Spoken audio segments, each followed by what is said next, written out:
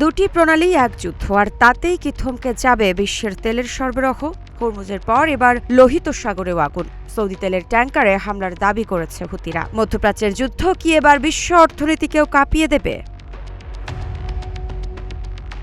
বিভিন্ন আন্তর্জাতিক সংবাদ মাধ্যমের বরাতে জানা যায়, হুতিদের দাবি তারা এনসেলিয়া ও লাইলা নামের দুটি সৌদি তেলবাহী জাহাজে ক্ষেপণাস্ত্র ও ড্রোন হামলা চালিয়েছে। সৌদি কর্তৃপক্ষ এনসেলিয়া জাহাজে হামলার কথা নিশ্চিত করে জানিয়েছে এতে জাহাজের সামনের অংশে আগুন ধরে যায়, যদিও দ্বিতীয় জাহাজে হামলার বিষয়টি এখনও নিশ্চিত হয়নি।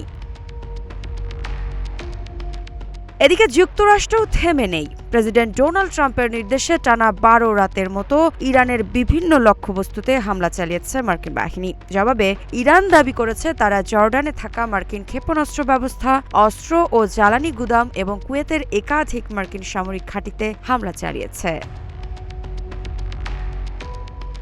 পরিস্থিতি আরও উদ্বেগজনক হয়ে উঠেছে, কারণ হরমুজ প্রণালীর পর যদি বাব আল মান্দেব ঝুঁকির মুখে পড়ে, তাহলে বিশ্বের অন্যতম গুরুত্বপূর্ণ দুটি তেল পরিবহন পথই কার্যত অচল হয়ে যেতে পারে। ইতোমধ্যে কয়েকটি তেলবাহী জাহাজ রুট পরিবর্তন করেছে, আবার চীন ও ভারতের উদ্দেশ্যে রওনা হওয়া কয়েকটি সৌদি ট্যাঙ্কারও ফিরে যেতে বাধ্য হয়েছে বলে বিভিন্ন শিপিং তথ্য জানাচ্ছে।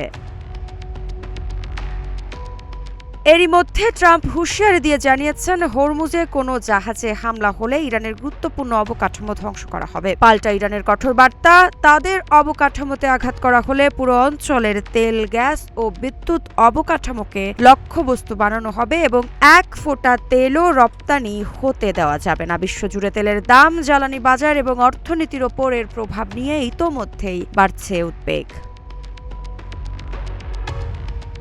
মধ্যপ্রাচ্যের এই যুদ্ধ কি শুধু সামরিক সংঘাতেই সীমাবদ্ধ থাকবে, নাকি তেলের বাজারকে কেন্দ্র করে পুরো বিশ্বকে নতুন সংকটে ফেলবে, সেটিই এখন দেখার বিষয়।